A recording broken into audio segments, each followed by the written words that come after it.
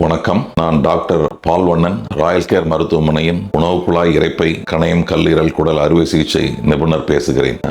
வருடம் மே 29ஆம் தேதி உலக செரிமான ஆரோக்கிய தினமாக கொண்டாடி கொண்டிருக்கிறது. இந்த வருடமும் மே 29ஆம் தேதி உலக செரிமான ஆரோக்கிய தினமாக நாம் அதை அனுசரிக்க போகிறோம். அது சம்பந்தமாக ஒரு சில விழிப்புணர்வு தகவல்களை உங்களுக்கு சொல்ல வேண்டும் என்று நாங்கள் விரும்புகிறோம். குடல் சம்பந்தப்பட்ட புற்றுநோய்கள் சமீப காலமாக அதிகமாகிக் கொண்டு வருகின்றன. கடந்த 20 வருடங்களாக அது சம்பந்தமான பிரச்சனைகளை நிறையவே பார்க்கிறோம். இன்னும் சொல்ல போனால் குறைந்த வயதில் யங் பீப்புளுக்கு கூட அந்த பிரச்சனைகளை பார்க்க முடிகிறது. முதல்ல எல்லாம் 60-70 வயதில் பார்த்து கொண்டிருந்த பிரச்சனைகளை இப்பொழுது 40 வயதிலேயே பார்க்கிறோம். ஆண்கள் பெண்கள் இருபாலருமே 40 வயதுக்கு மேற்பட்டவர்கள் ஒரு சில பிரச்சனைகள் நம்முடைய உடம்பில் வரும் பொழுது அதை ஆரம்பத்திலேயே அலட்சியப்படுத்தாமல் அதை கொஞ்சம் கவனமாக எடுத்து பரிசோதிக்க வேண்டும். உதாரணத்துக்கு உணவு விழுங்குவதில் சிரமம், சாப்பிட முடியவில்லை, பசி இல்லை, எடை குறைவு, ரத்த சோகை, மஞ்சள் காமாலை, கடினமான வயிற்று வலியில் தொடர்ந்து அவதிப்படுவது, மலம் போவதில் கஷ்டம், அதாவது மலம் ஒன்று அதிகமாக அடிக்கடி போவது அல்லது போகாமல் சிரமப்படுவது, அல்லது மலம் போகும்பொழுது அதனோட ரத்தம், தளி, சீதம் இந்த மாதிரி கலந்து போவது, இந்த மாதிரி ஒரு சில பிரச்சனைகள் ஒரு குறிப்பிட்ட வயதுக்கு மேல், அதாவது 40 வயதுக்கு மேல் ஒரு 3-4 வாரங்கள் தொடர்ந்து இருக்கின்ற பொழுது இந்த பிரச்சனைகளை பொதுவாக நம்ம வீட்டு உணவு பக்குவங்களில்